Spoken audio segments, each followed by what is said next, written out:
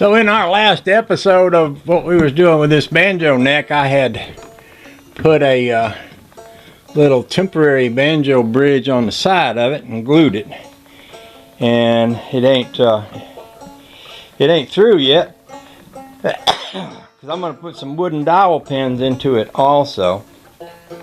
But it's done enough that I can unclamp it now, and then what I'll do is I'll put 2 or 3 dowel pins in that, and then I'll grind on it a little bit more, especially up here where that 5th string peg is going to go. I'll show you something like what I'm going to be shooting toward for it to look like.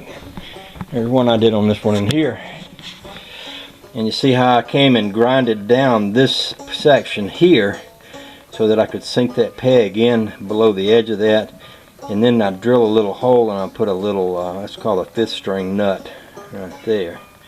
So I'll be doing something very similar with that piece in there, and if I can grind a little off that wood and make it a little smaller down the neck there, ideal if I could get my grinder angle set enough to take some wood off of this part under here without getting into the neck, because I don't want to scuff up that neck any more than I need to.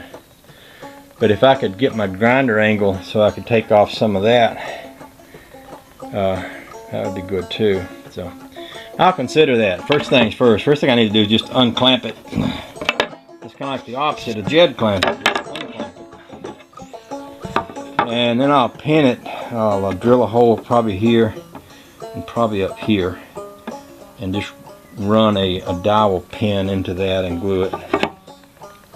And then the 5th string nut needs to set about here at where the 5th string, it's basically 1, 2, 3, 4, 5th fret. If the nut is sitting here, then I got room to set the tuning peg in here. And if I grind this down closer to the neck, then I've still got a little strength to hold that nut, but not so, it's not sticking way out here. You want it to be in there so that the string will come right up across there.